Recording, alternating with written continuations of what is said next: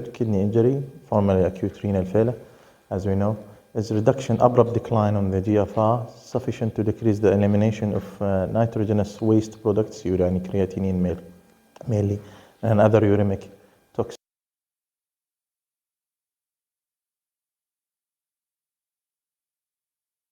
Okay, that's right. And it will lead to accumulation of the end products of nitrogen metabolism, mainly the blood urea nitrogen and the creatinine and the ammonia as well, with decreased urine output. Next. Acute kidney injury, sudden deterioration in the serum and the renal function, defined by increase in the creatinine 0.3 milligram from the baseline. We'll say the baseline, some of them because they might have impaired kidney function and chronic kidney disease baseline, or they have a normal, it will be an acute, pure acute, or 1.5-fold increase compared to the baseline in the last 7 days, or decrease in the urine output less than 0.5 ml per kg per hour for the last 6 hours. Anything below 0.5 ml per kg per hour for 6 hours, this is an acute kidney injury. Okay, so this is a table. Sometimes you will see, you get one of the laboratory will call you, this patient got an AKI stage 1 or KR 1, 2, 3. You'll often, sometimes they write it just beside it, and that's the table. 1.5 to 1.9 times baseline within a week, or more than 3 milligram increase within 48 hours. This is stage 1, 2 to 2.9. This is stage 2 and 3. This is stage 3 as well. Or there is special conditions when this is less than 0.5 over the next 6 hours. This is oliguria. Then if it's more than 12 hours, it will go toward anuria. And anuria doesn't mean, anuria means less than 100 ml over the 24 hours as well, one of the definitions. Okay, next. GFR criteria, we mentioned 1.5-fold serum creatinine or more, decrease in GFR 25% or more, or urine output less than 0.5 ml per kg per hour. Injury, 2-fold increase in serum creatinine or more than 50%, or less than half for 12 hours.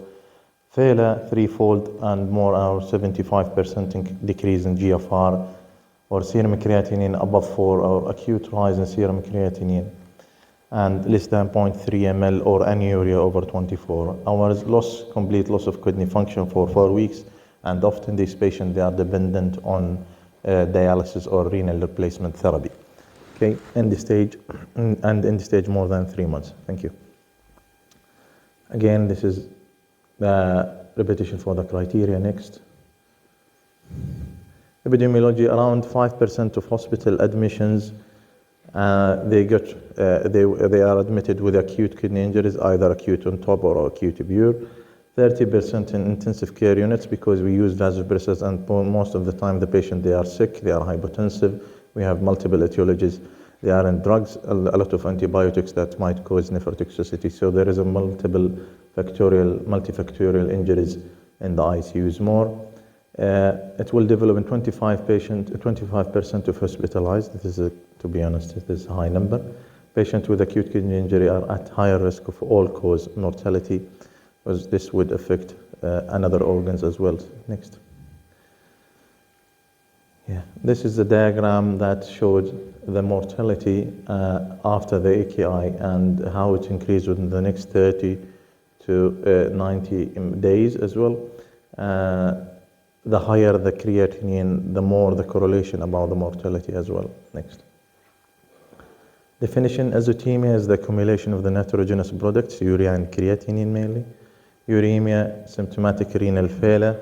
Oliguria, we mentioned less than 400, 500, or less than 0.5 milligram, about 5 ml per kg for the 12 hours or 24 hours.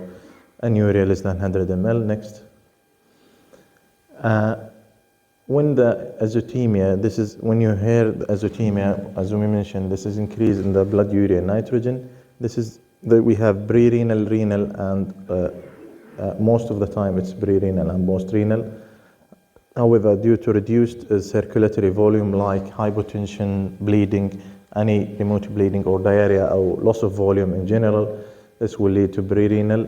The flow or the amount of the blood that goes to the capillaries and the glomerular tuft will be reduced.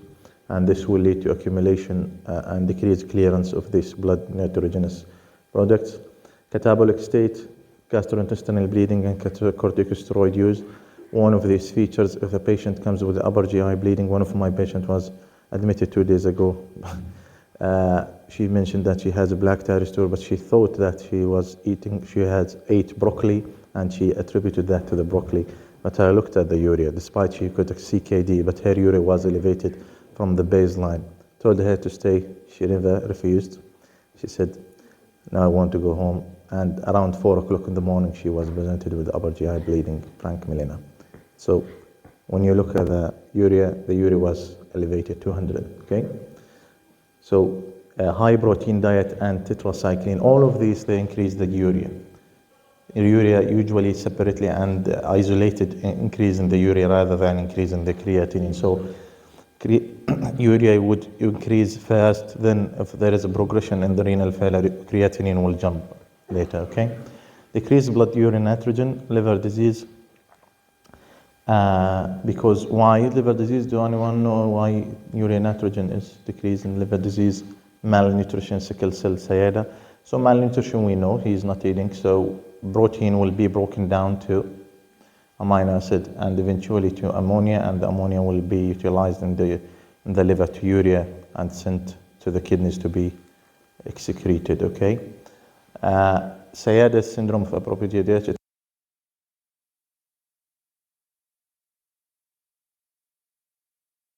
Affecting serum creatinine independently of the GFR, like a condition might cause increase or elevation, like ketoacidosis, cephalosporin, fluorescent drugs in general, aspirin, cimetidine, and trimethoprim. And I'm interested in trimethoprim. Do anyone know why this might increase just the creatinine? And so apparently we will go through the equation for how to measure or how to calculate, the GFR. But why trimethoprim increases the creatinine?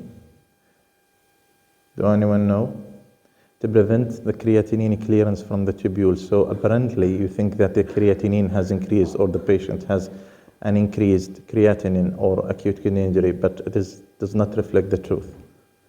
The patient does not reflect the truth. The GFR is normal, often is normal, but it's apparently because it's prevent the clearance from the tubules as well, not just from the glomerular, from the tubules. So creatinine will be elevated in the serum. So, and often, most of them, probably they have the same mechanism, but they have the same outcome, but with the different mechanisms, okay? Conditions causing decrease creatinine, advanced age, cachexia, and liver disease. So patients who are advanced frail, when you see an old man, 80s, 70s, 80s, like yesterday's case, he's cachectic, he doesn't have muscles, so the creatinine comes from the muscle breakdown of the muscle, the protein, yeah? So if his creatinine usually should be around 40, 50, but if you saw a creatinine of 90 with a normal and an 80-year-old male patient, this is an acute kidney, and this is an renal impairment. I wouldn't say acute, might be chronic, okay? Liver disease. Mechanism, non-creatinine chromogenic, increased tubular inhibition of tubular creatinine secretion, physiological decreased muscle mass, and decreased hepatic creatinine synthesis, and cachexia and liver disease. So because the liver next is the manufacturer for proteins as well. This is the glomerular tuft. We got the afferent arteriole and the efferent arteriole, and we got the Bowman's capsule, as you remember from the physiology and anatomy, okay? The blood comes from the efferent and goes within the tuft, the glomerular tuft. We got a plasma basement membrane between the glomerular tuft epithelium and the blood vessels, and this, we got a negatively charged basement membrane. This will prevent the large molecules like albumin, which is a negatively charged anion, okay, from being excreted or filtered outside. So this is, you can look at how the pressures, how the main pressure, the hydrostatic pressure. So the hydrostatic pressure comes from the blood, will increase the filtration rate and will push the blood urine nitrogen and the water, and with the hydrostatic pressure toward the Bowman's capsule, and this will go toward the proximal tubules, then the descending limb, then the thick ascending limb, then distal tubules, and finally the collecting tubules and the renal bulbus. Okay, next please. Estimation of the GFR is a useful index in kidney function at the level of the glomerulus. The GFR measures the amount of the plasma filtrated across the glomerular capillaries. The DLGFR normal individual varies between 150 and 250 liters per 24 hours. And subhanAllah, yani, this is an organ that God has put it in our bodies, and it works. It filters around 250 liters per 24 hours. And you can imagine how the patient who they are in end-stage renal disease and they have dialysis 3 times a week, how they suffer, and how we are blessed with that. Okay, or 110 ml per minute per 1.73 meters square, which is according to the body surface area. Creatinine, as we said, is a product of muscle breakdown and metabolism. So the more the muscle mass, the more the creatinine. For those who they do body lifting and they increase the muscle mass and they take supplements to increase the muscle mass, often their creatinine GFR clearance is higher. Okay. Creatinine is a product of muscle mass metabolism produced at a relatively constant rate and cleared by renal excretion, and its clearance is used for GFR. However, it's not a perfect indicator because, as we said, it might be excreted by the tubules, and this would affect the true GFR. Okay. The creatinine clearance is approximately 100 ml per minute per 1.73 in healthy young women, and 120 because we have men often have more muscle mass. Next. Can be estimated by Korthoff and Gault equation or formula, which incorporates sex and age and the body weight. So as you see, this is the equation. It's 140 minus age multiplied by lean body weight. Lean body weight is different from the actual body weight. On dividing serum creatine multiplied by 72. All of the total is multiplied by 0.85 if a female, because, as we said, less muscle mass. Okay. Next. There is another equations like MDR equation, modified diet, renal diet equation as well. The GFR is 175 equals multiplied by the serum creatinine there is a logarithmic cost like -1 up to the power of -1.14154, and the age multiplied by 742 of female, or 1.21. So the race here as well is taken consideration in the MDR. So they will ask about the age, the serum creatinine, the sex, and the race. Just 4 of these in the MDR is considered when they estimate the GFR. Okay. And another CKD ABI equations, we have multiple equations. Probably the easiest to remember and to memorize is the Korthoff-Gault equation. Okay. Next. Just to mention that in acute kidney injury, it's not perfect to estimate using the creatinine clearance. So it will be difficult sometimes when you want to adjust the renal doses for drugs, because you don't know the exact what's going on sometimes, and the cofactors you want to divide in 2, 3, or 4 sometimes. That's why acute kidney injury estimation of creatinine clearance acute kidney injury would be challenging. Okay, kinetic GFR. This is another subject about how to measure the GFR. All of these are ways to estimate the GFR. Next. The detection, this is a nice diagram about detection, the acute kidney injury, the initial kidney injury, the time between the initial kidney injury and the GFR. So as time ongoing injury goes, the serum creatinine first increases, then the GFR started to be reduced with time. Next. Causes of acute kidney injury, as we mentioned before, we have a pre-renal and the renal and the post-renal. Pre-renal mainly it's hypovolemia, decreased cardiac output, decreased effective circulatory volume, like congestive heart failure, liver failure, whatever you can cause. Impaired renal autoregulation, pre-renal, like drugs that affect the afferent arteriole causing vasoconstriction, okay, like NSAIDs, ACE and ARBs and cyclosporins. These drugs, they affect the afferent arteriole and they cause vasoconstriction, so the fluid, the amount, the effective circulatory volume that should be filtered is reduced. Then we have the intrinsic or the renal. You have the renal, any diseases that affect the glomeruli by itself, the glomerulonephritis, and we've gone through that, or affecting the tubules and the interstitium. So we have the glomerulonephritis, we have the tubules, the interstitium, okay? So interstitial nephritis, like NSAID, sometimes PPIs cause interstitial nephritis as well in the ring lung, some of them. And involvement in the vasculature that's as well supplying the tubules or supplying the glomeruli.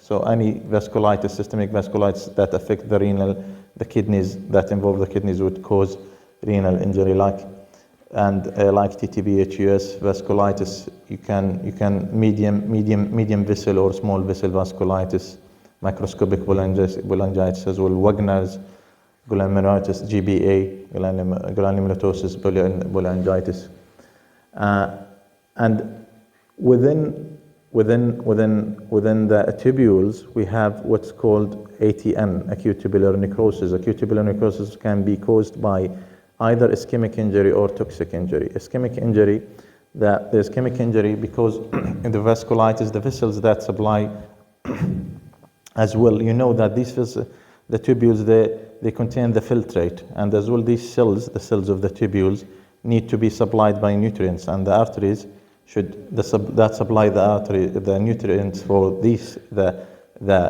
cells that line the tubules. If the patient is hypotensive or septic or something like that, he will develop ATN, okay? And this will cause necrosis, and often it's necrosis of full segments. It's not patchy necrosis like drugs. So the difference between the drug, the ATN from drug toxicity, is the drug toxicity is patchy, so like the Crohn's. So patches of tubules will be necrotic or will be affected. Unlike the ischemia, it will involve the vessel or the segment that's supplied by that blood vessel, okay? That's the difference between the ATN caused by ischemia or by drug or toxins. Nephrotoxins, as we said, the most common one of them is the aminoglycosides, we know, and a lot of another than amphotericin B, which is a non-strong antifungal. IV is known to have nephrotoxicity, and there is many drugs, immune suppressants, and a lot of things that might affect and cause nephrotoxicity in addition to that. And many conditions as well, like myeloma, tubular crystals, and rhabdomyolysis. This will cause injuries to the tubular epithelium, to the tubules. And as we said, the nephrotoxins often they have a patchy pattern rather than continuous pattern in the ischemic ATN. And we have the postrenal, which is obstructive causes most of the time, stones, obstructive stones, or urethral problems, divergence, or congenital things sometimes. This will lead to post-obstructive uropathy or acute kidney injury or acute enterochronic. It depends as well if he doesn't know. Next, please. Symptoms of the AKI is uremic symptoms most of the time, general weakness, nausea, vomiting, loss of appetite, and altered sensation, abdominal pain and flank pain, shortness of breath, often as well. Sometimes they might have, because of the uremia, something called restless leg syndrome. These patients, when they are sitting in the daytime, they are restless. Because of acute kidney injury, there is decreased output and the fluid overload. Blood pressure will be either high or low. High, we know that because of the fluid overload, and low because of we lost the regulatory effect of the angiotensin and renin system. So some of them, they might present with low palpitation, arrhythmias, bradycardias, often associated with electrolyte imbalances, and this will lead to these things. Chest pain, uremic pericarditis, it's not that uncommon, to be honest. We often see that. It's usually by exclusion, so you exclude all of these things, and if in the context of the AKI or CKD, often you see that. In CKD, it's less because the body has get used to the uremia with time. Okay, so the body gets used to the uremia with time, but sometimes you see it in the acute, and uremic pericarditis, uremic pleuritis. So urea can affect any serous tissue and causes an inflammation in that serous tissue. Urine output reduced, increased, or normal. And cephalic changes like astraxis, confusion, and seizures because of the accumulation of the toxins. This will lead to that. Urea can cross the blood-brain barrier and can cause osmotic shift within the cells. Okay. Changes in urine color, red frothy, it depends on the cause of the renal injury. It depends on the cause, either pre-renal or renal, or if it's renal, is it glomerulonephritis? So you'll see blood within that, chrome casts, or sometimes, or nephropathy, it's nephrotic. Sometimes if it's nephrotic injury, we will have lipiduria, and this will give you the frothy appearance of the urine. Next. Signs of AKI, blood pressure, all the vital signs, respiratory temperature is quite important. Puffiness of the face, especially if it's associated as it's caused by nephropathy or nephrotic syndrome. Overload, patient will be overloaded because he is drinking and getting fluid from outside exogenous, and he's not excreting as expected, so they will be overloaded. Sometimes they will have distended neck veins, like increased jugular veins, increased load on the right heart side, and eventually they might have pulmonary edema or lower limb edema plus ascites. It depends. Okay. Electrolyte disbalances, hypokalemia, hyperkalemia. The hyperkalemia is more serious. Platelet dysfunction, uremia per se is causing platelet dysfunction. So those with chronic kidney disease, not acute, I wouldn't say acute, chronic kidney disease and prolonged uremia, and they often have platelet dysfunction and they bleed easily, okay? Or when they have an injury or cut, they will bleed significantly. The bleeding won't stop easily. So remember that urea causes platelet dysfunction, okay? And one of the ways to restore that, tranexamic acid, sometimes it helps. And what was the drug name? I forget it just. So it can be given as off-label for uremic dysfunction. Might be desmopressin, I'm not sure, it might be desmopressin. Okay. Urine changes and signs of causative illness often. If he's septic or obstructive uropathy, all of these will be, we'll see that. ECG, we'll see what are the signs of hyperkalemia we know. Yesterday we were discussing about that. So peak T wave. So peak T wave, when the T wave is around 50% or more than 50% from the adjacent QRS. Often the T wave usually in limb bleeds, it's less than 5 millimeter or 5 millimeter. In pericardial leads, it's 10 millimeter, okay? Normally less than 10. What also hyperkalemia causes? Hyperkalemia causes widening in the QRS, and prolonged BR interval like fanning. So BR interval will be prolonged, will be shortened. The QT interval will be shortened, widened QRS, but the QT interval is shortened. Okay. The breast ST segment and a narrowed peak T wave. Okay. So all changes in hyperkalemia. So you should be aware when patients such ECGs have an acute kidney injury, or a patient is taking any drugs that might cause hyperkalemia as a side effect, to make sure that we know these changes. Okay, so it's a peak T wave rather than early rubulization. Sometimes we see early rubulization and we think it's a T wave, a peak T wave. It's not a peak T wave because this is the peak T wave. It's tinted, and you look to the other signs of hyperkalemia, the widened QRS, the flattened B wave, and the prolonged BR interval. Okay, next.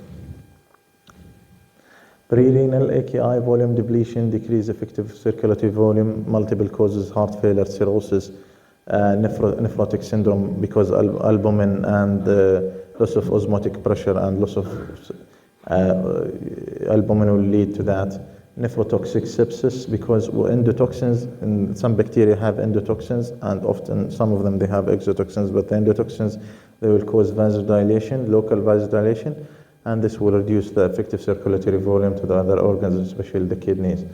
Renal vasoconstriction, hepatorenal syndrome, we see that because the liver, we got it when we got a diseased liver, and liver diseases, cirrhosis sometimes, when because the metabolism of the vasoconstrictors will be reduced, so they will be effective more, and on the other hand, the vasodilators, we have less vasodilators, so this will lead to renal vasoconstriction.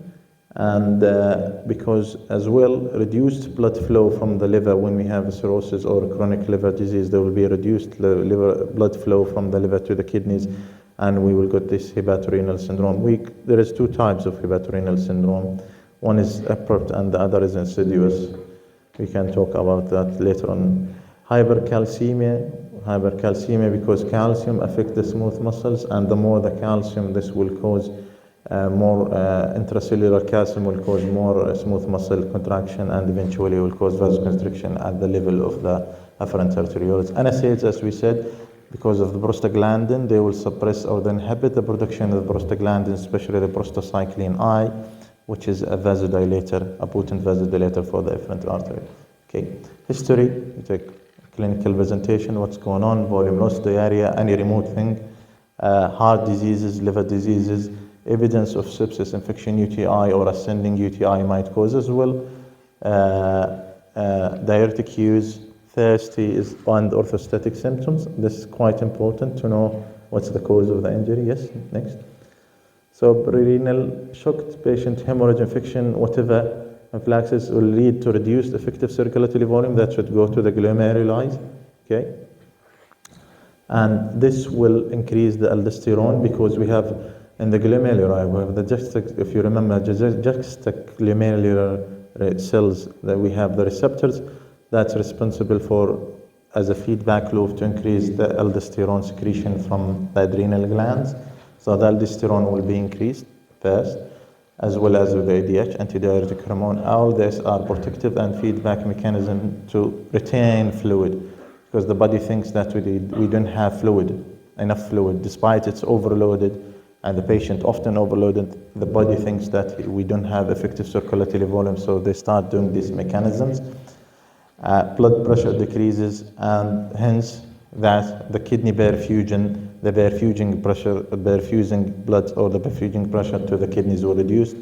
Renal vasoconstriction, contraction, reduced renal volume, GFR will be reduced, and the urine will be reduced eventually. Next.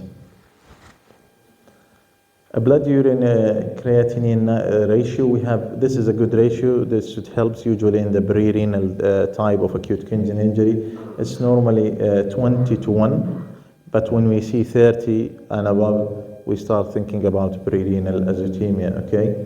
Urine indices like oliguria less than 500 ml, elevated urine concentration, osmolality, because the body trying to concentrate, thinking that, as we said again, there is no effective volume, we don't have fluid. Despite the fluid will be in the interstitium, and the patient will be overloaded, will have lower lymphedema, ascites, and distended veins. Gravity, specific gravity will be increased because of the concentration, and this is usually it's done in the descending loop, in the descending and the ascending, in the ascending, thick ascending loop, they concentrate more. Evidence of high renal sodium avidity, the urine sodium will be less than 20 millimole per liter, because the body is trying to retain the sodium in order to retain the water, okay? And the fraction excretion will be reduced. Okay, inactive urine sediments. So when you look at the urine sediment, there is nothing significant and convincing. Next.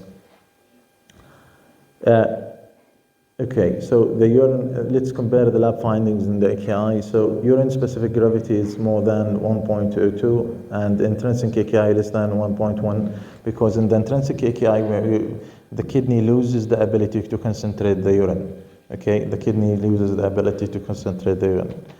And the specific gravity, as far as I'm concerned, it's defined as the weight of the column of the urine divided the weight of the column of the water, distilled water, the same, yes, divided, and this will give you the specific gravity.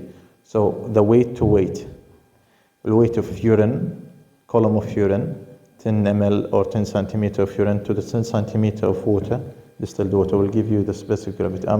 We will revise it again. I'm not quite sure, just look about it again. Urine sodium is less than 20 in the pre-renal, more than 40 in acute renal and intrinsic, because as again, the kidney lost the ability to concentrate and lost the ability to retain their electrolyte, especially the sodium. Fraction excretion less than 1%, more than 2.5%. Urea less than 35% excretion, more than 50. Osmolality more than 500 and less than 350 because we're not concentrating, and almost nearby the plasma osmolality. So the thing that we drink, it's gone outside as it is. So the concerned kidney is not working as if you do not have kidneys, or just drinking the water and going outside the same concentration osmolality. Urea nitrogen creatinine ratio, as we mentioned, to more than 20 and less than 10 to 15 in intrinsic. Next. Fraction of excretion, excreted sodium and filtered sodium. Next. So that's the equation: urine sodium multiplied by the volume to the plasma sodium multiplied, divided the plasma sodium in the GFR, or you have urine sodium plasma or urine creatinine plasma, because it's quite important. We have to put creatinine in the equation. Okay, next. Etiology is a fractional excretion of the sodium less than 0.01. It's a normal renal function, pre-renal angioedema, hepatorenal, early obstructive uropathies, contrast nephropathies. Why is that? Because in the contrast, the iodine contrast will cause vasoconstriction at the level of the afferent arterioles. So they have this pre-renal characteristic injury. Rhabdomyolysis and acute glomerulonephritis, all of them in the early beginning injury, usually they might behave like a pre-renal, then they will express themselves like their etiologies, like renal or post-renal. Then treatment, usually it's the volume replacement, the volume correction of the volume deficit, discontinuation of any drugs like NSAID, COX, ACE, ARBs, because ACE is as well as angiotensin converting enzyme is a strong vasoconstrictor. So you have to stop it, and cause acute kidney injury. Often, usually in the practice, when we start ACE or ARBs, we repeat the kidney function after week 5 to 7 days, and we accept around increase 1/3 from the baseline, either normal or baseline or chronic kidney disease, not more than that. And we observe for the potassium, because one of the side effects of the ARBs and the ACE is hyperkalemia as well, and the diuretics. So we stop the offending drugs, avoid nephrotoxic drugs, and we replenish the volume and correct the volume deficits. Okay, next. Post-renal causes are the least common cause of acute kidney injury, accounting for 5 to 10%. Rarely you see patients with obstructive stones. They often, because of the other kidneys, because unless he is unlucky, they will come with bilateral obstructive uropathies. But most of the time, if one is obstructing a kidney, the other kidney can accommodate. But by the way, what's the portion of the kidney we can live with?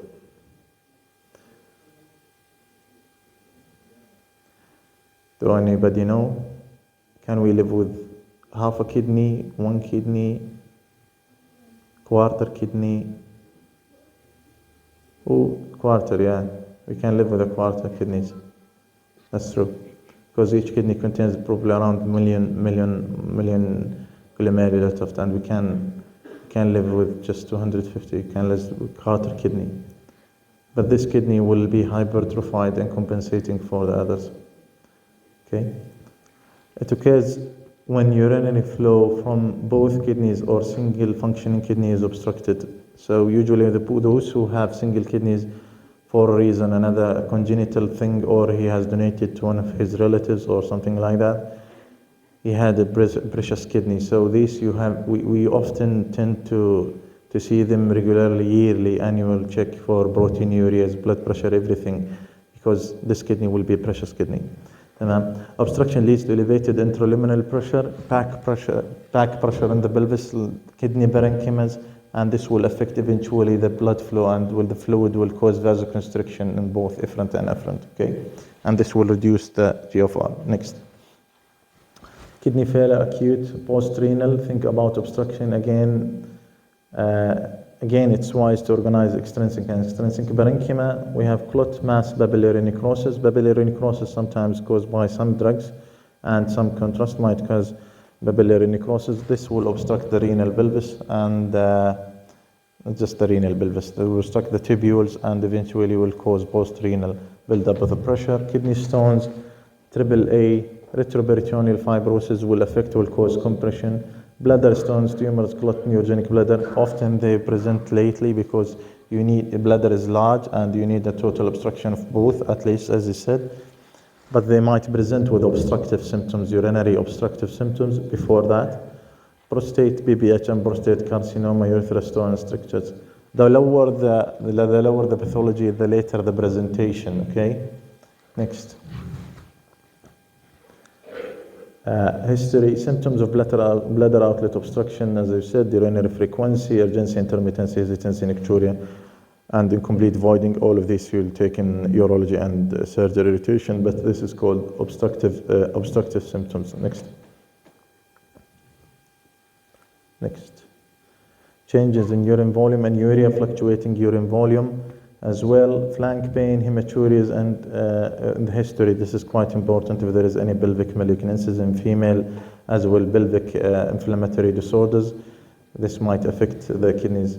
Diagnostic studies, post-voiding residual bladder volume more than 100 consisting of voiding dysfunction. So we ask the patient to void and we repeat the ultrasound after the voiding and we look for any residual. More than 100, it's normally less than 100, which should be less than 50 even. But if it's more than 100, this is a positive and it's voiding dysfunction. Ultrasound, CT stone protocol, which is without contrast. This is the most appropriate thing because 85% of the stones, they are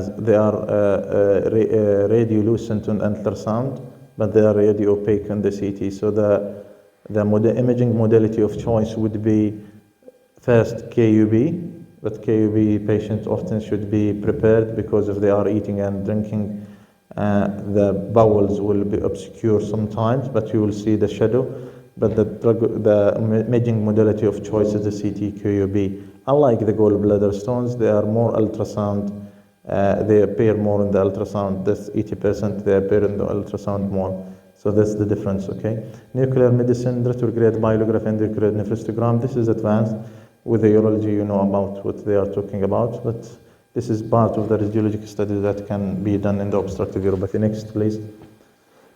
Pre-void, post-void. So you ask the patient to drink a lot and not to void, and to come and you do the pre-void measuring. So there is something easy. There is a device that can, with ultrasonic, sometimes we don't need to send the patient to the ultrasound. It's a bedside thing. حتى التمريض بيعمل لك إياها يعني. You ask for that. Next.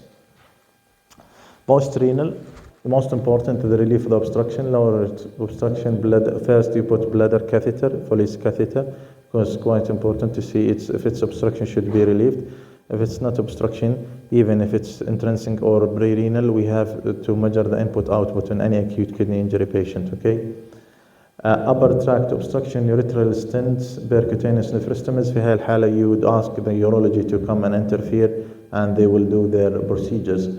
For if there is a stone or there is something, sometimes they put a double J catheter within the ureter, and this will relieve the obstruction with time. Okay, and this will allow the stones, tiny stones, to pass through. It's a painful thing. Patient might notice.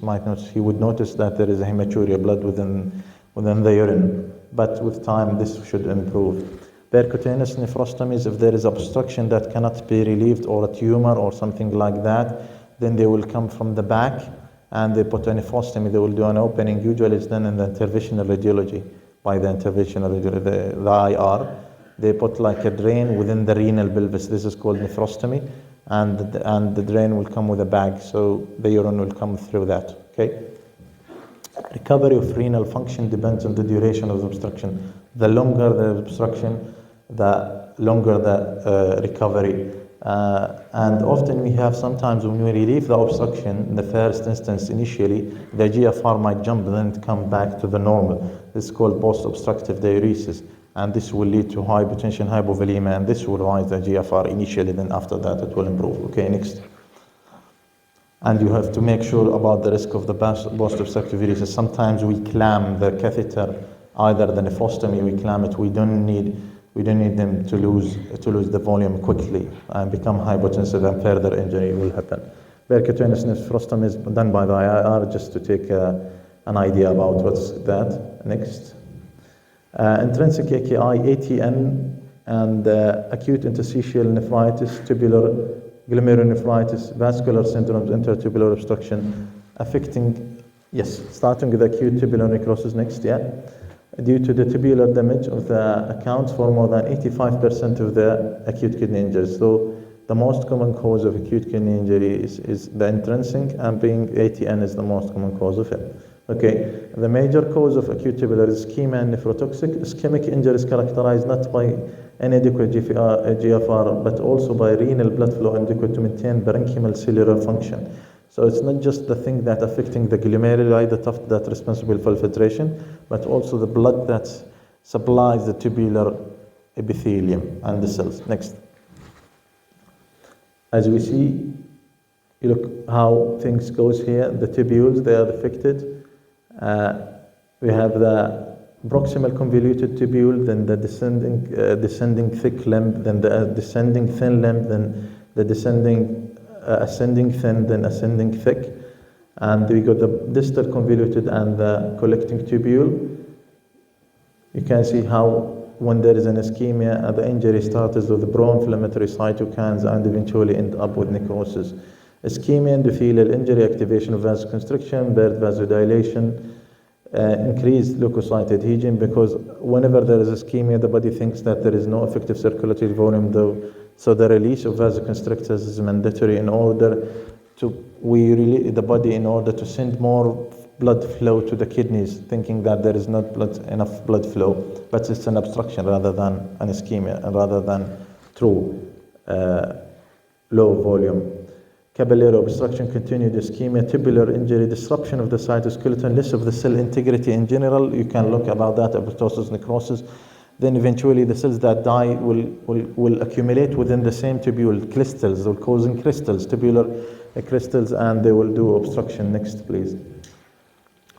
And it will be like a vicious circle on the last slide. So it will be like a vicious circle. The more the ischemia, the more the obstruction, the more the necrosis, the more apoptosis, like a vicious cycle.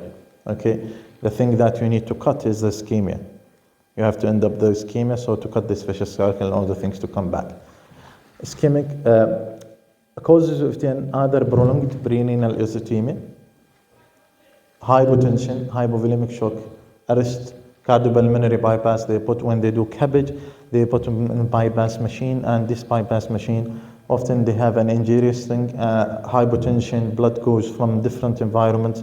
They try to make the temperature equalize, but they can't, because the circuit is long, so might be they are liable for hypotension and injury, further injury, when the blood goes outside the body, goes to the machine to be oxygenated, the heart and lung machine, which is the bypass, to be oxygenated and come back. This is a long way, so that there is a hypotensive episode definitely will happen. Okay, that's why surgeons, especially cardiac surgeons, they try to avoid to use the cardiac bypass as much as they can. It's because it's determined.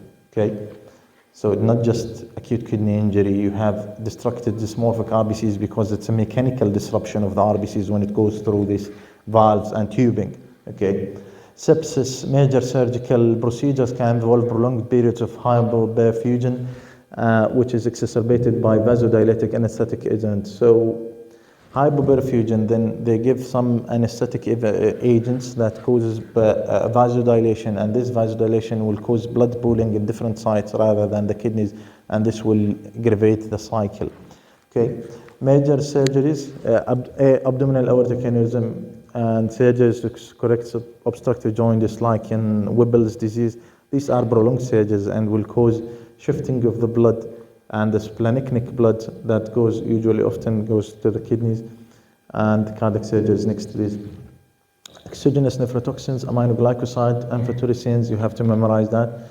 Vancomycin, acyclovir, they are nephrotoxic. Any patient who have herpes zoster إذا وصفت لهم acyclovir later in life, either oral or any patient with viral meningitis, you put them in IV acyclovir, fluid, and make sure to measure daily KIFT for this patient. Cisplatin, cyclosporin, and NSAID, a lot of, as we said, chemotherapy, cisplatin, cyclosporin, immunosuppressant, CNI, tacrolimus, calcium urine inhibitor, nephrotoxicity. This is quite important. Patient who have transplantation, solid organ transplantation, and they are on these types of drugs.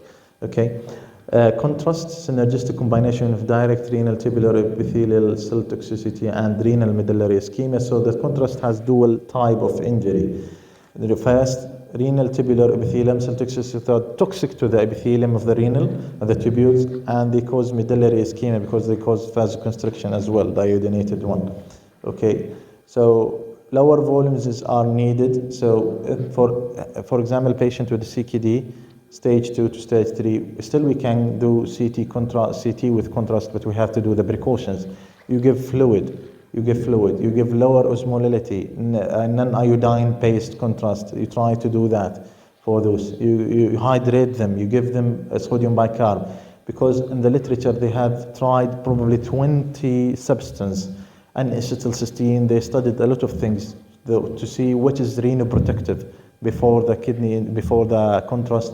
They found probably most of the evidence about the sodium bicarb. So we give good hydration, 1 liter. Some of them, it depends, difference. Sometimes 1 liter of normal saline, sometimes dextrose saline, over 10 to 12 hours before the contrast, and we give after that. And acetylcysteine given before and after contrast decrease the incidence in some studies, but the one that's proven again, it's the sodium bicarb. So we tend to use sodium bicarb more in the practice, to be honest. But if you look in the literature, more than around 20 substances they were studied for those to try which can protect against contrast nephropathy, and no consensus about probably the bicarb. Okay, next. Home containing products, uric acid and paraproteins as well, they are endogenous nephrotoxins. Myoglobinuria, those who have crush injury or electric shock or something like that, they have myoglobinuria, they have rhabdomyolysis myoglobinuria, they will cause acute kidney injury, obstruction eventually, and they will cause injury to the tubular ATN. Hemoglobin, intravascular hemolysis, hyperuricemia, and setting of rapid cell turnover and lysis, especially in those with hematological malignancies after chemotherapy, symptom AML and ALL. That's why we give them hydroxyurea and this stuff to reduce, allopurinol to reduce the burden of the uric acid, because it's acute injury, and you ask them to have good hydration. Bence-Jones protein is seen in multiple myeloma, can cause as well direct toxicity to the cells and tubular obstruction because it's a big protein as well. Next. This is the type of the urine, the normal color, the hematuria, and the black one. Where we see the last one on the right, where we can see, anyone knows we can see such a thing in the far right thing. So this is probably hematuria or concentrated urine. You can't tell from this picture, but this is a black thing. Have you ever heard about alkaptonuria? Google it. Next. Pathophysiology. ATN usually occurs after an ischemic and toxic event. Initiation phase characterized by decrease EGFR to very low levels, then sudden increase in the serum creatinine and blood urea. So usually it's often the GFR that's reduced, then the creatinine will start jumping later on. Okay. Maintenance phase characterized by sustained severe reduction in GFR and the urea and creatinine continue to rise. Recovery phase, the tubular function is restored by increased urine volume. So after the recovery, you will notice in the recovery phase of ATN that the patient is urinating more, but His creatinine will plateau, eventually will plateau, probably 2 to 3 days, 72 hours, then start to go nicely down. Okay, next. Clinical presentation, urine indices, urine volume, maybe oliguric and non-oliguric injuries. This we have, you will hear about oliguric injury and non-oliguric injuries. Aminoglycoside often do oliguric injuries after 72 hours. So anyone who received like amikacin or something like that, you expect their kidney function not to rise or to within the first 48, within 72 hours, and usually often it's oliguric injury. Okay. Isotonic urine concentration with the urine osmolality almost equal to the serum osmolality 300. Okay. And the specific gravity is 1.01. Again, the loss, the kidney loses the concentration ability. Evidence of renal sodium wasting, urine sodium more than 40 fraction is less, more than 0.02. Urine sediments, we'll see tubular epithelium and granular cast. This is quite pathognomonic to that, but not all granular cast is tubular ATN. So we take it in the context of acute kidney injury and the clinical presentation. Okay, next. Pigmented granular cast or muddy brown cast, that's what we see under the microscope. So we take a urine sample and we ask the pathologist or microbiologist to look under fresh urine sample. So we put the drop of urine in the slide and we look under that. That's quite important if we need to see cast, RBC cast, especially in glomerulonephritis as well. So this is quite good test to take.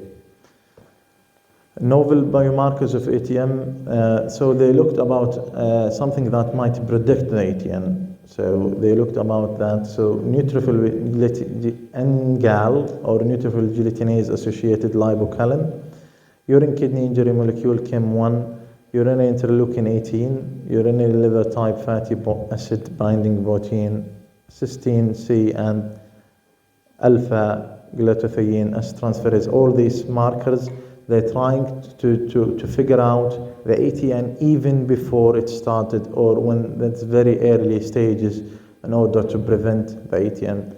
That's the medicine is evolving quickly. Next. So baseline 3 to 6 and 24 hours post that, you can see the NGAL started to rise after, with it, probably at the time of the surgery, then sustained. The cysteine C is sustained more in the acute kidney injury and the KIM1. So they try to figure out what's the best thing that can predict a part of the creatinine earlier before before the full-blown picture acute injury happens. Okay, next. Acute tubular necrosis, treatment, supportive therapy, no specific pharmacological, avoid the nephrotoxic, avoid hypotension, all of these stuff. Volume of overload, unresponsive to dialysis, so to diuresis. So, and where is the indication for urgent hemodialysis?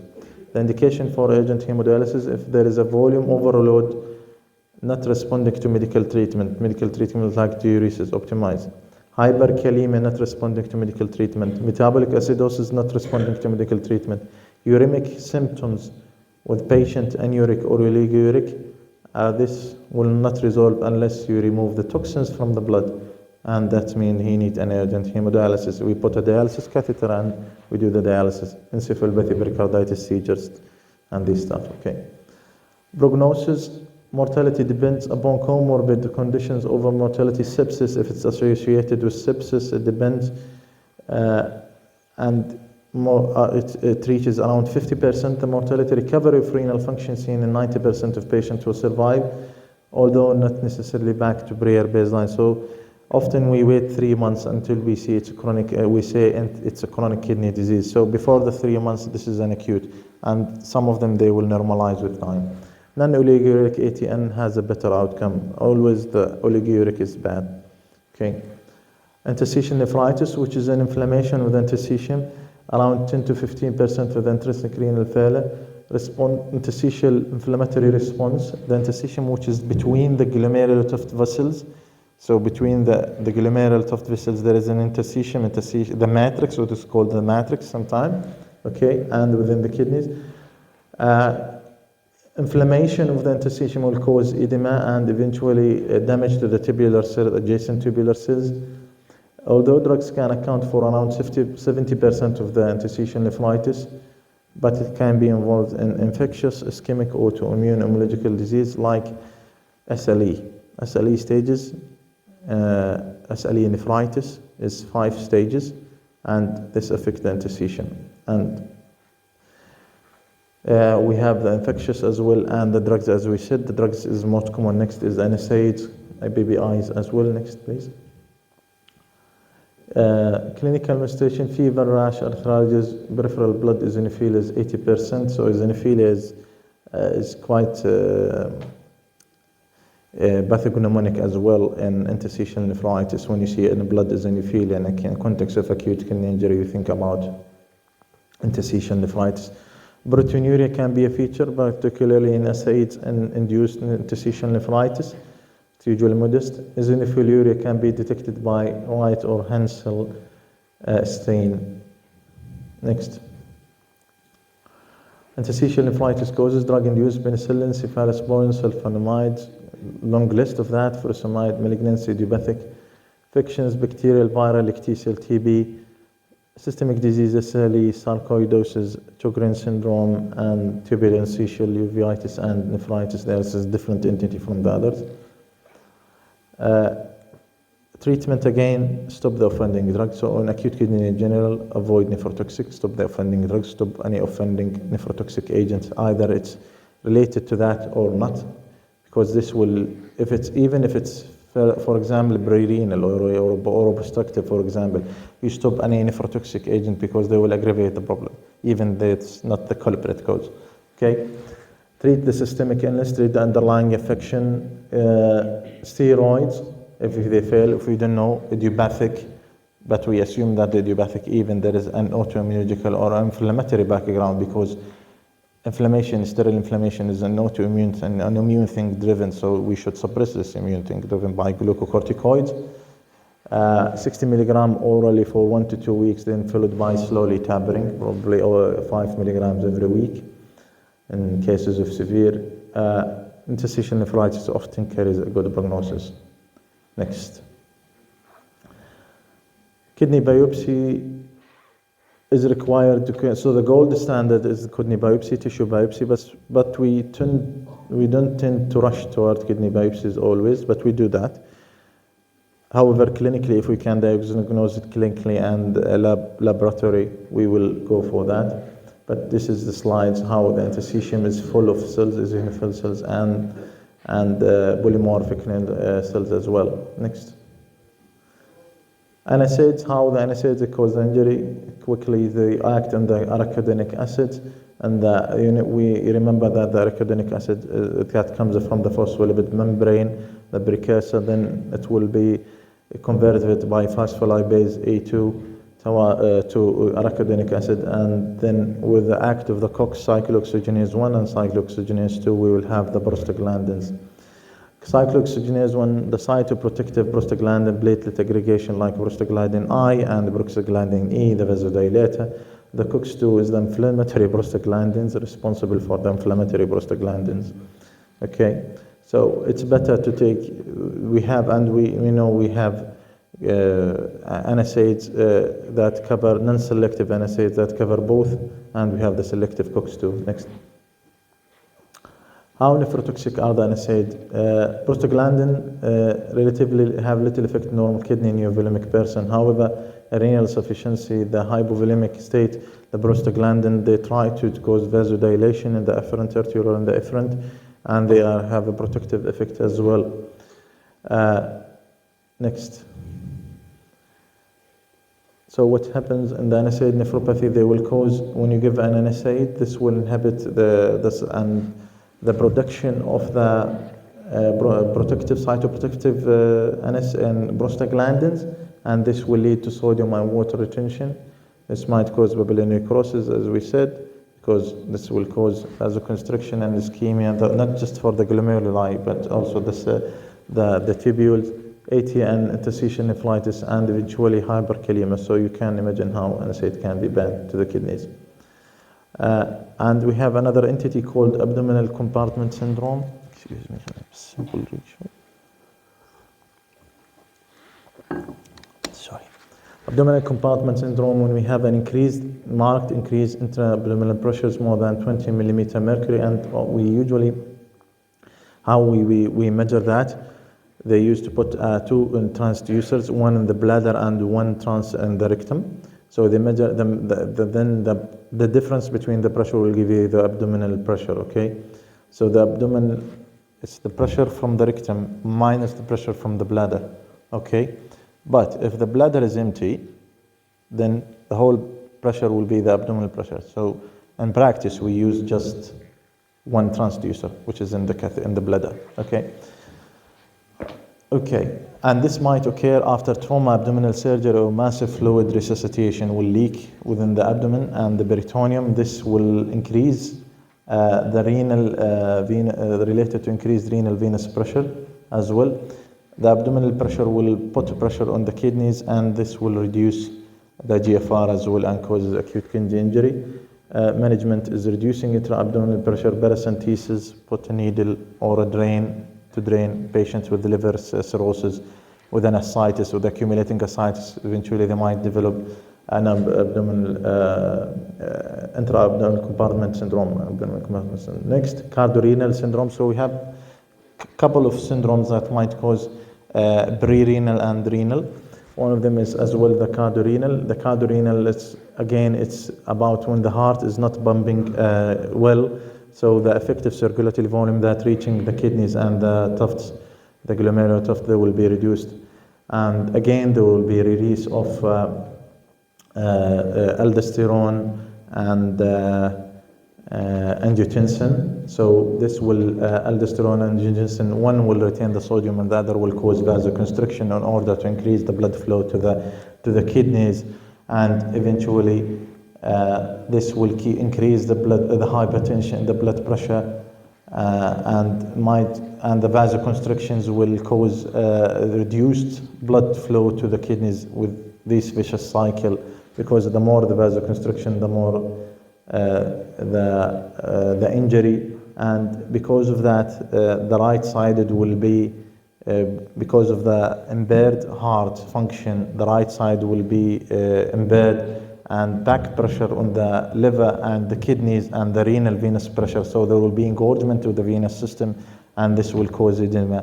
So it's a dual mechanism injury, vasoconstriction plus the engorgement and the back pressure from the venous system to the renal vein, and this will inhibit the blood from going the normal flow from the arteries to the venous and to get rid back to the right side, and this will increase further injury of the acute kidney. Shabab? Any questions? I know the lecture is lengthy and الموضوع مش كثير محبب, but if you have any question, just ask me. Okay? Next. Okay, chronic kidney disease. Chronic kidney disease, next please. Criteria for chronic disease is kidney injury for more than 3 months. So قبل 3 months we can't say this is an acute, this chronic kidney disease. Markers for kidney damage, albuminuria, more than 30 milligram per day. So normally albumin, we excrete albumin in our urines. There is another static thing. When we are sleeping, then we wake. But it should be less than 30 milligram, okay? Should be less than 30 milligram per day. Often between 15 and 30, not more than that. Should be less than that. And we have albumin creatinine ratio. When we divide albumin, the creatinine, the urine, both of them, spots, you get more than 30 milligram per gram. Urine sediment abnormality in chronic kidney disease, electrolyte abnormality due to tubular disease, and abnormal detected by histology and imaging, and maybe history of kidney transplant. So it's a decreased GFR for more than 3 months. Okay, GFR less than 60 ml per minute by 1.73 body surface area. Okay. Next, this is the CKD classification, the KDIGO classification of the CKD, the chronic kidney disease. You have to memorize them. Normal or high GFR above 90, this is normal, okay? More than 90. Mildly decreased 60 to 90, this is stage 2. Stage 3, we have 3A and 3B, you have to memorize that. Between 59 and 30, but between 45 and 59, mild moderate. And you look at the other side of the albuminuria, how bad the albuminuria is. If it's less than 30, which is the normal, it's A1, A2 30, 300 milligram per gram, okay, or 3 to 30 milligram per millimole. You have to memorize that. And A3 severely increased mass or macroalbuminuria. When we see microalbuminuria, microalbumin is a big protein, is a big molecule. It's 62 kilodaltons, 62K kilodalton. But when we see micro, it's the amount rather than the size, okay? You have to memorize that, okay? Stage 4, it's 15 to 30, and less than 15 is end-stage renal disease, okay? Next. Chronic kidney disease affects up to 20 million American, or 1 in 9 in adults. This is just because it's an American study, which is too much, 20 million, too much. Most are unaware of this condition. Yes, most of the CKD patients, when you see them, they're incidentally found to have CKD and remain asymptomatic until significantly affected, like uremia, or they have decreased urine output, or symptoms of CKD as well, or comorbidities or consequences of CKD. Okay, over 70% of the cases, late stage, stage 5, are chronic kidney disease because of diabetes. So the most common cause of secondary nephropathy, or the most common cause of chronic kidney disease in our area, it will be the diabetes, okay? Not the hypertension, but it's more diabetes. But we can, glomerulonephritis, cystic disease, or other urological disease, they account around 12 to 15%.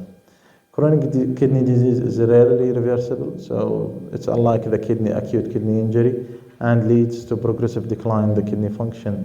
Next. Major causes of chronic kidney disease, either primary glomerular disease, like in glomerulonephritis, focal segmental is the most common, and carries the worst prognosis. Membranoproliferative, membranous IgA nephropathy. Secondary glomerular, which is the most common cause, is diabetic nephropathy in this case. More amyloidosis, post-infectious, HIV, CTD, sickle, and all of these things. Tubular interstitial nephritis. All of these acute, if they did not resolve, that might lead to the patient might go into something in chronic kidney disease. Polycystic kidney, medullary cystic kidney disease, genetic heredity, Albert syndrome, obstructive neuropathies, and hypertension and renal artery stenosis. So causes of CKD, 40% diabetes, 27% hypertension, 11% glomerulonephritis, 18% other 4% interstitial nephritis. So that's why we would always advise for those who take NSAIDs, as NSAID is quite common to be taken and over the counter, not to take them as much as and just to take them for short period and be careful on their kidneys. Next. It depends on the organ affected. Generally, there will be fatigued, weakness, and slow appearing and chronically ill. For this, with the chronic kidney disease, the urea will be elevated, and they will have earth color as well, skin, pruritus, easy bruisability, pallor, ecchymosis, excoriation, edema, earthy-like color, this patient, ENT metallic taste in the mouth and epistaxis, and urea breath. They have urea fetal breath, okay, fetal-like breath. Bad mouth smell. Eye, pale conjunctiva, because the CKD patient, they are anemic because the kidneys, they are not producing or excreting erythropoietin. Pulmonary, they have shortness of breath because of the fluid overload and pleural effusion rails, and they have something called sometimes pulmonary renal syndromes. Okay, cardiovascular, dyspnea and exertion, retrosternal and inspiration. As we said, urea can cause uremic pericarditis in addition to the fluid overload that might cause cardiorenal syndrome. So cardiorenal syndrome are 5 types. So it depends on which you started, like egg and chicken, mini libellash. The heart is the cause of the renal impairment, or the renal impairment causes fluid overload and caused heart failure eventually. So there is 5 types in which started and how the mechanism has started. Okay. Gastrointestinal anorexia, nausea, vomiting, and hiccups. Patient, because of the urea as well, because it crosses the blood-brain barrier, causes all of these stuff, uremic shift and affecting the vomiting center. Genitourinary nocturia, impotence, and isocynuria. The urine that is excreted, as we said, it's not used for the kidneys. They are not that much useful anymore. Neuromuscular, so it depends. This is in the end stage we are talking about, end stage. So end stage, fibrotic sclerotic kidneys, anything we drink, they will go outside as it is, okay? Neuromuscular, if this patient, so just sorry to stop, the chronic kidney disease, we have oliguric and oliguric. In the stage renal disease, you might notice that some patients who are dialyzing, they are producing urine. So we have oliguric and non-oliguric, remember that, okay? And you may see that we give them diuretics sometimes, though we know that the diuretics wouldn't do anything for them, but we get just to help them to get the fluid overload in between the sessions of dialysis in order not to get overloaded. So the patients who are non-oliguric, but for those oliguric, do not prescribe furosemide. And the furosemide, usually the Lasix, the higher the GFR, the higher the dose that you need, because 40 milligram furosemide does not work in GFR of 30 or 50 or 40. It should be 80 and 110. So the lower the GFR, the higher the dose of the Lasix we need. Okay. Neuromuscular, restless leg, numbness, cramps, neurological, generalized irritability, and inability to concentrate, decreased libido, and all of these stuff. Next. Elevation in blood urea, serum creatinine, anemia, metabolic acidosis, because we'll see in the next lecture about the electrolyte imbalances, how the kidney buffer system is important to get rid of the metabolic acidosis and to make the balance and our blood pH within a range, specific range. Hypocalcemia, hyperthyroidism secondary, it will happen. Hyperkalemia, urinalysis shows asthenuria and waxy cast, because the tubules and they are no longer, this is a waxy renal tubule cast and stained. This happens when the kidneys, they are not working at all, because this just secreting this wax. Ultrasound kidneys, the finding, echogenic bilateral small kidneys less than 10 centimeter. This is quite good, quite important. So anybody who comes to you first presentation with acute kidney injury, plus minus or dash chronic kidney, but he doesn't know, you should do ultrasound kidneys. Even if you know that this patient is probably septic or hypotensive or pre-renal vomiting, we know that it's pre-renal. But for those who come with incidental finding, he come for something and you did a kidney function test and found creatinine high, you do ultrasound to look at the kidneys. Usually they are echogenic, small, and sclerotic, fibrotic, and there is features of chronic kidney disease. Normal or even large kidneys can be seen in special cases. That's quite important, memorize that. And CKD, where we can normalize in myeloma, okay, in HIV, myeloma, and these are the signs that we can see the chronic kidney disease is large, but most of the time it's small, the kidney disease. Radiological evidence of renal osteodystrophy is a sign for CKD rather than AKI, okay? Renal, anemia, pallor, fatigue, breathlessness, platelet abnormality, you mentioned that causes platelet dysfunction, so more ecchymosis, mucosal bleed. Skin pruritus and pigmentation because of the urea and other salts that will precipitate in the skin and cause itching.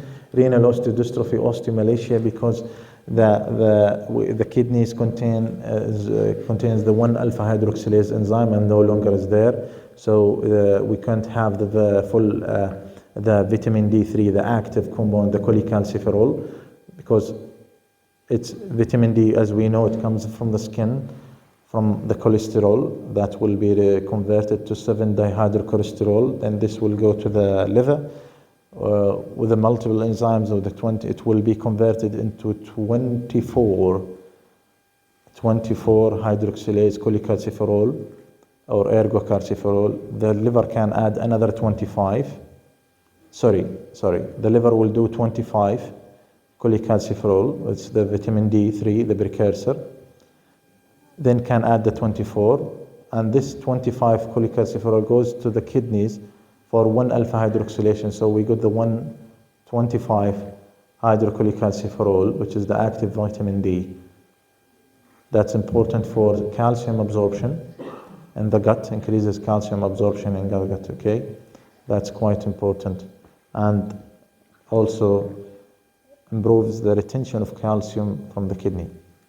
Okay? Hyperthyroidism, osteoporosis, and osteosclerosis. Why is that? Because we don't have vitamin D, then we low calcium, then the body senses that.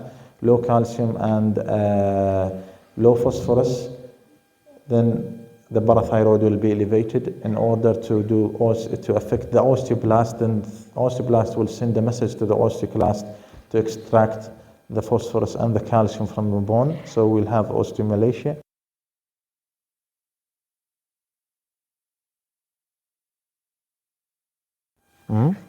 Osteomalacia and osteoporosis, what's the difference?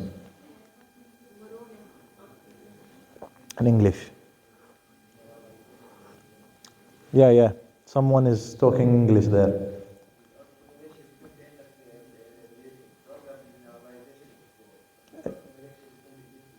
Osteoporosis, density, osteomalacia, and others. Excellent, you're right. So, CNS, confusion, coma, fits, and severe uremia, cardiovascular. You can go through that. Next, please. Hyperkalemia. Potassium balance generally remains intact until the GFR is less than 10 to 20, or in the acute, because that's what we said. In the acute, you cannot estimate the GFR. It might be in the acute, it's less than 10 to 20, and you will see hyperkalemia. But in the CKD, it's more predictable. So the patient, they have stable numbers for over the months, so we can predict what's going on. Okay. Cellular destruction, hyperonemic hyperaldosteronism. Type 4 renal tubular acidosis is quite common, especially in diabetes, which is a pseudo-hypoaldosteronism. It's not a true hypoaldosteronism, it's a pseudo-hypoaldosteronism where we have hyperkalemia and we have metabolic acidosis as well, because the aldosterone acts on the distal and the collecting tubule. Where is it acts? Exactly, in which receptors or in which channel? So the aldosterone causes normally potassium excretion in the urine and potassium excretion and H plus excretion as well. Okay, so we have pseudo-hypoaldosteronism, which means the receptor is no longer responding to the aldosterone. So aldosterone is there, but the receptor is not sensing well, as if there is no aldosterone. That's why we call pseudo-hypoaldosteronism. That's what we'll see in renal tubular acidosis type 4 renal tubular acidosis. By the way, we have 3 types, or we have 4 types, but in between, the most common, the literature says that type 1, type 2, type 4. Type 3, something in between, and it's not mentioned that much. Okay, type 1 is the distal convoluted, which is where is the issue in the type 1 we'll talk about, but in the issue is retention of acid. H plus is not secreted. Type 2 is proximal, which is loss of pace. Type 2 proximal, loss of pace. Type 1 retention of acid. Type 4, this is the pseudo-hypoaldosteronism. So when the receptor is not sensing, we will have hyperkalemia and metabolic acidosis. Okay, acidemic state, 0.6 milliequivalent elevation in potassium in each, 0.1 decrease in pH. So there is an association between that. Diet, patients, they don't know, they will have citrus fruits and salt substitutes containing potassium. So patient, when he is diagnosed with a CKD, you advise them not to eat or trying to reduce these potassium containing food and diet, okay? And often we call the dietitian that's expert in renal patients. So in the renal teams outside, each team, they have a dietitian that's expert in these chronic kidney diseases, okay? Drugs that decreases potassium secretion like amiloride, sabirolactone, NSAIDs, or block cellular uptake like beta blockers. That does not mean we cannot use ACE or ARBs in CKD, because they have a renoprotective effect as well, especially if it's diabetic thing, okay?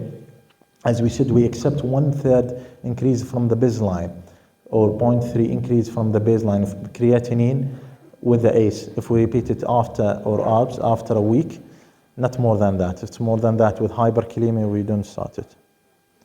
Sorry. السلام عليكم. أنا قيس، الله يسلمك. أنا بالمحاضرات قيس في شيء أرجنت؟ ماشي برن لك وصل. Okay, next. Acid-base correction, we'll talk about that. Correction metabolic acidosis slows the progression of CKD. Bicarb should be more than 22. So some of the practice, you will see that some of the renal doctors, they give bicarb tablets. Okay.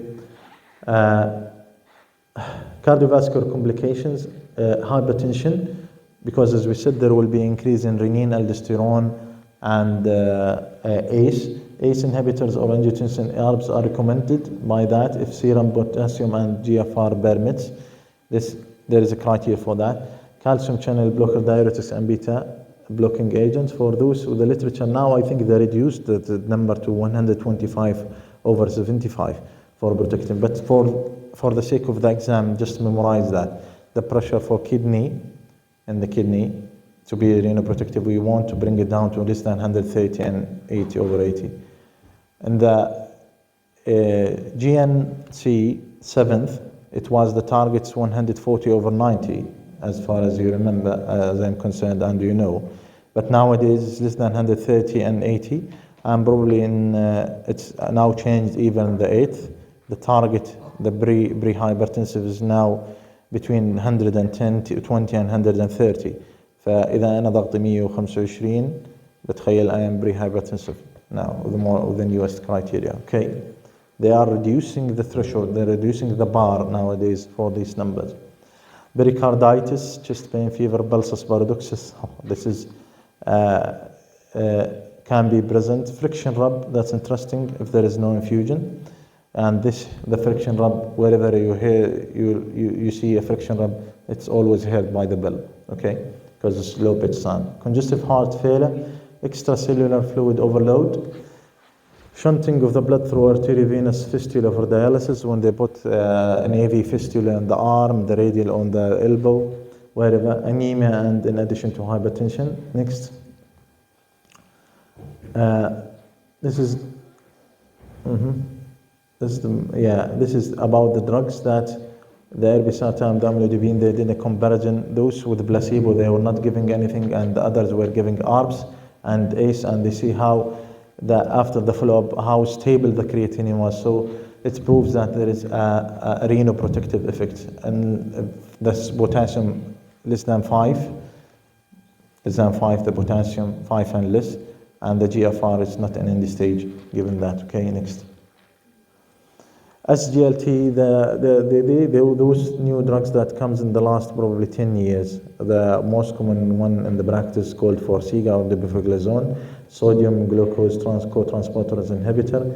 They were introduced first as they are used for treating of diabetes, but nowadays for those with diabetes with heart conditions, so they give it even sometimes now they give it to heart failure without diabetes.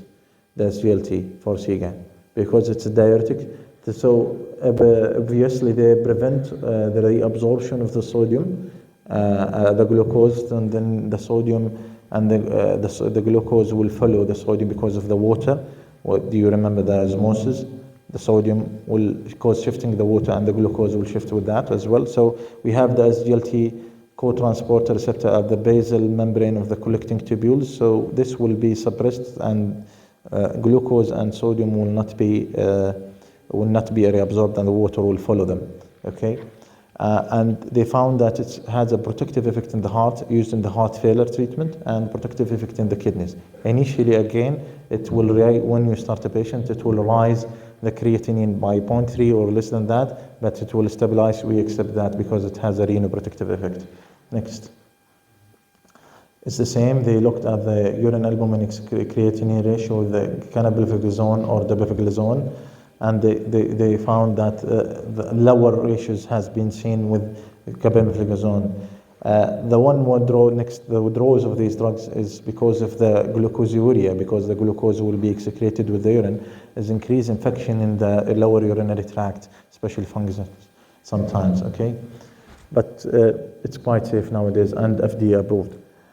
Hematological complication, anemia, normocytic, normochronic, anemia of chronic disease. We mentioned erythropoietin is no longer, so part of the treatment, the patient, the end-stage renal disease, and probably CKD GFR below 45 or 30 or 40, we'll give them erythropoietin injection weekly. They have weekly 3 times a week, and it depends. Darbepoetin is something given weekly. No, aranesib is something given weekly. Darbepoetin something given weekly, and alpha-poietin is something given 3 times a week. Primarily decrease erythropoietin production when the GFR falls between 20 and 40.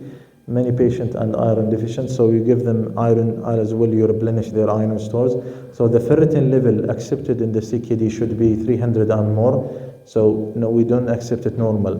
So normally it should up to 120 in men, 200 in men, 120 in men and 100 in females, but we don't accept it normal level. We need 300 in patient with CKD, okay? So they are given either oral tablets, they're given oral tablets, or we give them pharyngect weekly injections for 4 weeks. They repeat the stores after that, and if they are within the range, they stop giving that.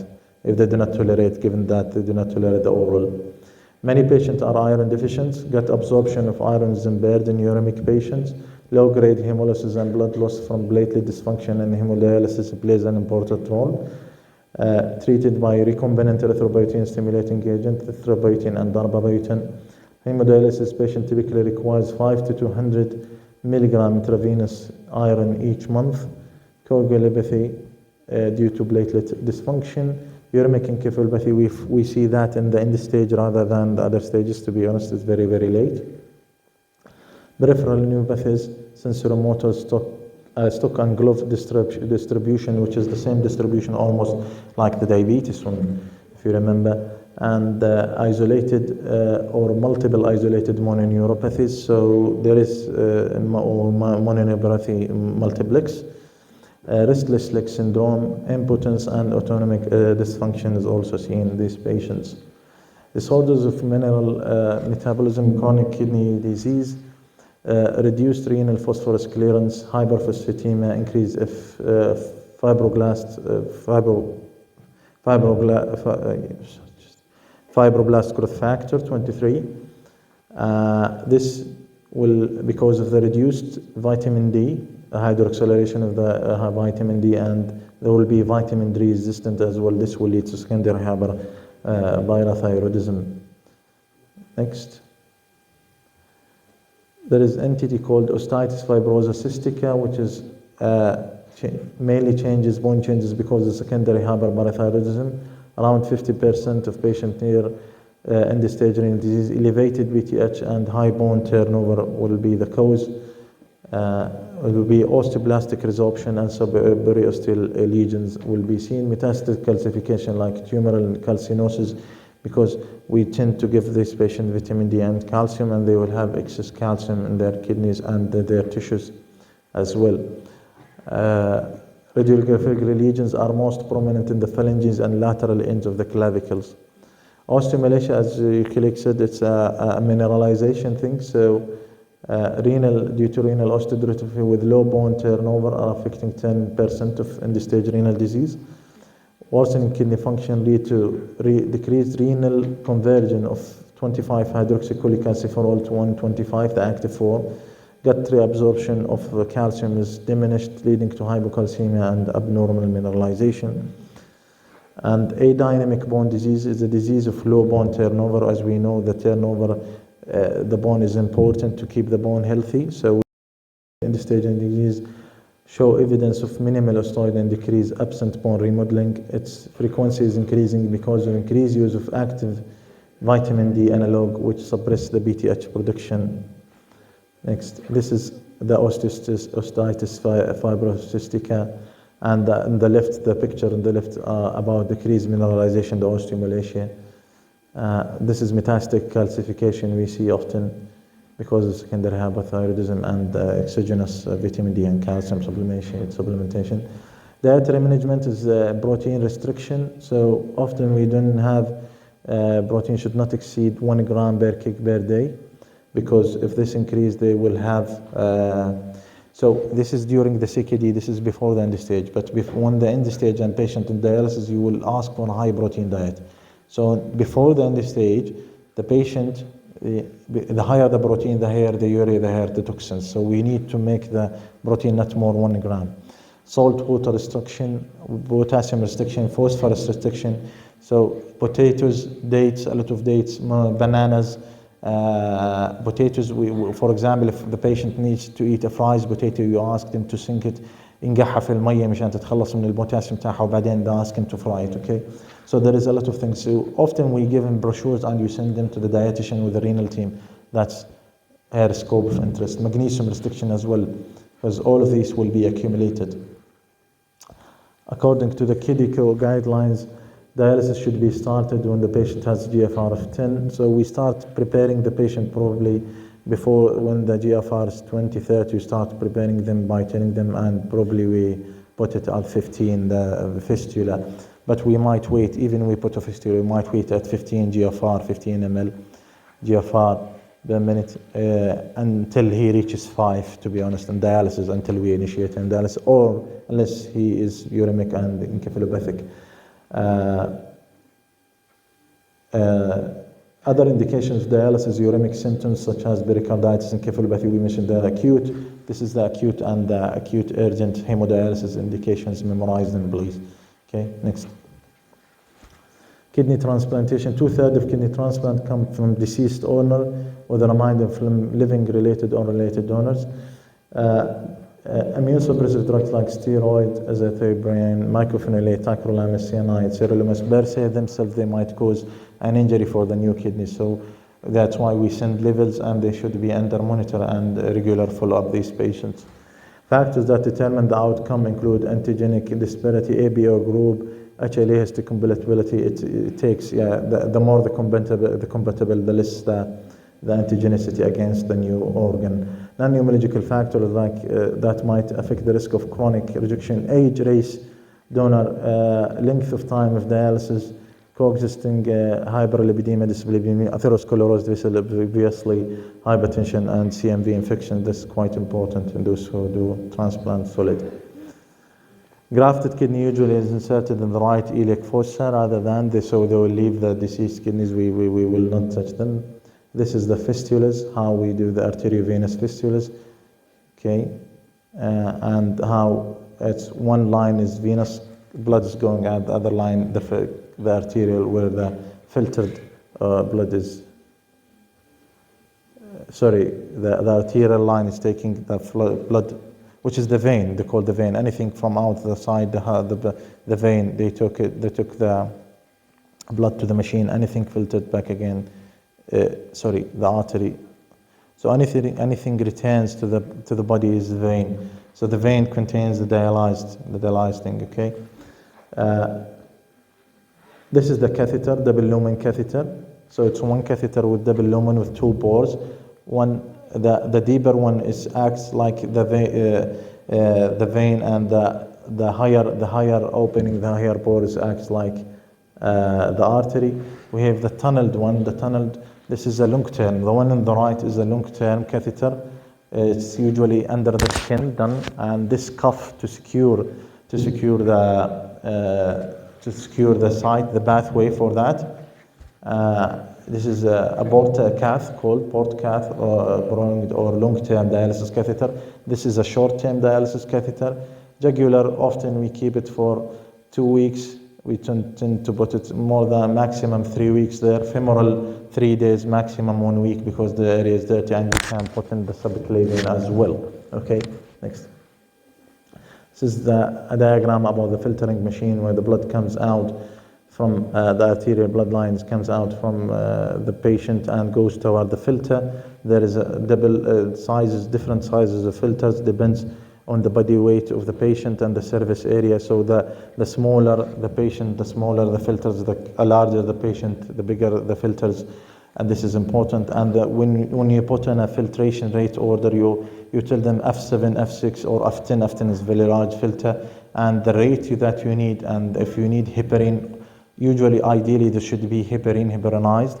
because the blood will clot within the circuit unless the patient is having high INR or having a bleeding disorder, and you don't want to. You might just prime the blind with heparin rather than continuous heparin infusion. There will be heparin pump within the machine as well. So the blood will be filtered, the toxins will be taken outside, and there is a dialysate, usually dialysate solution that contains potassium and other electrolytes to replenish these electrolytes and send it back to the patient filtered. Okay, next. This is a type, there is a different type of dialysis, what's called peritoneal dialysis. You can see it's more of a pediatric thing, but can be used in adults as well. Some adults use it, but to be honest, it's no longer done. It's easier for the patient, but it might, the patient, this type of dialysis takes 4 to 6 hours. Sometimes the patient has to keep changing the bags, these bags within the home. So even it's longer than 3 hours staying or 3.5 hours staying in the dialysis unit. Next. Any questions? Shall we take a break?